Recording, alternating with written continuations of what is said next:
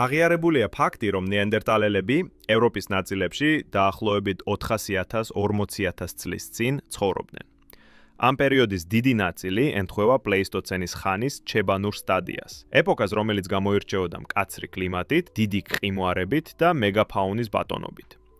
სწორედ ამ მძიმე პირობებმა ჩამოაყალიბა ნეანდერტალელები, როგორც ერთ-ერთი ყველაზე გამძლე და ბიოლოგიურად უნიკალური ადამიანის სახეობა, რაც კი ოდესმე არსებობდა. შორიდან თვალსაჩინოდ, ნეანდერტალელებსა და თანამედროვე ადამიანებს შორის ფიზიკური განსხვავებები შეიძლება არ ჩანდეს. თუმცა ერთ-ერთი გამორჩეული სხვაობა სიმაღლეა. საშუალოდ ნეანდერტალელები თანამედროვე ადამიანებზე დაბლები იყვნენ. დაახლოებით 14 სანტიმეტრით უფრო დაბლები, ვიდრე მეორე მსოფლიო ომის შემდგომი პერიოდის მოსახლეობა. მაგალითად, ყველაზე მაღალი ცნობილი ნეანდერტალელი ამუდ 1 დაახლოებით 1,78 მეტრი იყო სიმაღლეში. მიუხედავად იმისა, რომ ეს სიმაღლე დღეს განსაკუთრებულად მაღალი არ ჩანს, ის შეესაბამებოდა ევროპელი მოსახლეობის საშუალო სიმაღლეს დაახლოებით 20,000 წლის წინ. მიუხედავად შედარებით დაბალი ტანისა, ნეანდერტალელები მნიშვნელოვნად უფრო მძიმე და ძლიერად აგებულები იყვნენ. მამაკაცები ხშირად იწონიდნენ დაახლოებით 83 კილოგრამს,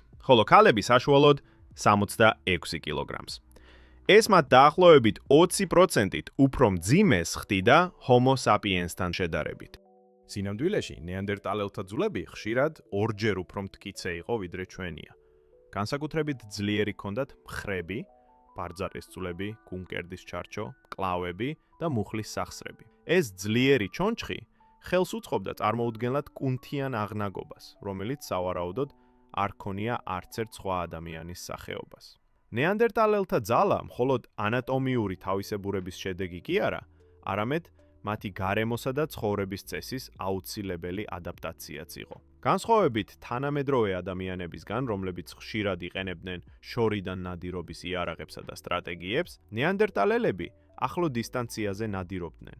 ისინი მძიმე, გრძელი შუბებით კლავდნენ საშიშ მსხვერპლს, მამონტებს, ბეწვიან მარტორქებსა და გიგანტურ ირემებს. კვლევების მიხედვით, ნეანდერტალელებს განსაკუთრებულად ძლიერი ზედა სხეული ჰქონდათ, განსაკუთრებით მხრები და მკლავები. ამ ძალას შესაძლოა ხელს უწყობდა ანაბოლური ჰორმონების მაღალი დონე, რაც ხელს უწყობდა მათ მასიურ კუნთოვან მასას. ზოგი მკვლევარი მიიჩნევს, რომ ნეანდერტალელი მამაკაცები შეძლებდნენ დაახლოებით 200 კილოგრამის აწევას, რაც მათ თანამედროვე სტანდარტებით ძალოსანთა ელიტაში მოაქცევდა. ნეანდერტალელები გამძლეობითაც გამოირჩეოდნენ. მათი ჩონჩხების ანალიზმა აჩვენა, რომ დაახლოებით 79% ჰქონდა მძიმე ტრავმების კვალი, რომელთაგან ბევრი სრულად განკურნებულიც კი იყო სიკვდილამდე.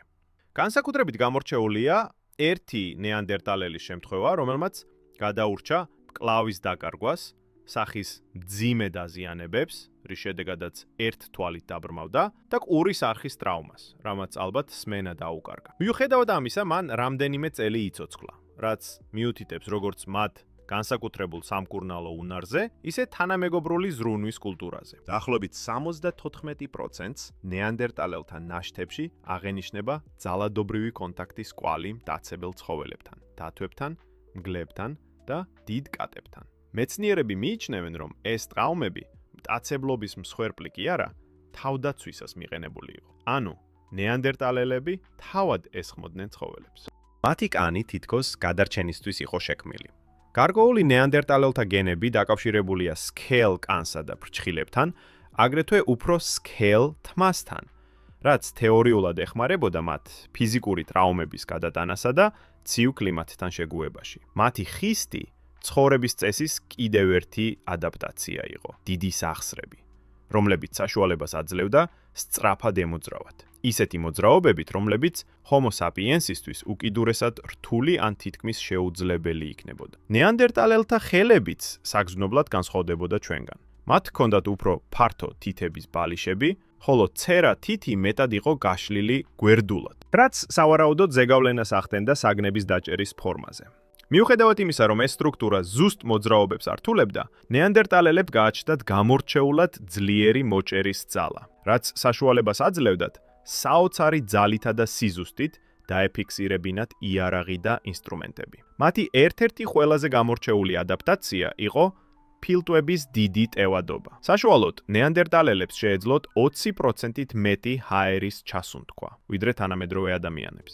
გამორჩეული ნიმუში, მაგალითად ქაბარა 2-იმ, დააფიქსირა ფილტვის ტევადობა 9 litrამდე, რაც 50%-ით აღემატებოდა თანამედროვე ადამიანის საშუალო მაჩვენებელს. შედარებისთვის, დღემდე დაფიქსირებული ყველაზე დიდი ფილტვის ტევადობა სპორტსმენებში იყო მხოლოდ 8.5 ლიტრი. მათ ცხვირის აგებულებასაც გადამწყვეტი როლი ჰქონდა ცივ კლიმატთან შეგუებაში. ნეანდერტალელებს გრძელი და განიერი ცხვირი ჰქონდათ, რომელიც ჰაერს 100%-ით უფრო სწრაფად ისუნთქავდა, ვიდრე თანამედროვე ადამიანის ცხვირი. ეფექტურად ათბობდა და ატენიანებდა ცივ მშრალ ჰაერს ფილტვამდე მისვლამდე. მათი განიერი გუმკერდი და მაღალი მეტაბოლური სიჩქარე აძლევდა საშუალებას გაეძლოთ ისეთ გარემო პირობებში, რომლებიც თანამედროვე ადამიანებისთვისაც კი ურთულესი იქნებოდა. კუნთოვანი აღნაგობისა და მაღალი ფიზიკური აქტივობის შესანარჩუნებლად ნეანდერტალელებს სჭირდებოდათ უზარმაზარი რაოდენობის კალორიები.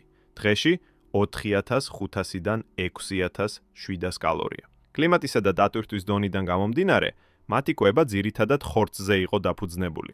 იზოტოპური ანალიზის თანახმად, მათი ენერგიის დაახლოებით 70% გამოჩნდა ხორცში. დაახლოებით 70% ცხოველური ცილიდან მოდიოდა. ამდენად ნეანდერტალელები კლასიფიცირდებიან როგორც ჰიპერკარნივორები, ანუ ისეთი სახეობები, რომელთა დიეტა თითქმის მთლიანად ხორცზეა დამყარებული. განსხვავებით თანამედროვე ჰომო საპიენსისგან, მათ ჰქონდათ შედარებით მოკლე და ძლიერი ფეხები. აგრეთვე უნიკალური კუნთოვანი შემადგენლობა, რომელიც უფრო შესაფერისი იყო სწრაფი ენერგიული მოძრაობებისთვის, ვიდრე ხანგრძლივი სირბილისთვის. ამას რამდენიმე ბიოლოგიური მახასიათებელიც ამტკიცებს. მაგალითად, ნეანდერტალელთა ფეხის თითები გრძელი და ფართო იყო, რაც მათ მიწასთან უფრო ხანგრძლივი კონტაქტის საშუალებას აძლევდა მოძრაობისას.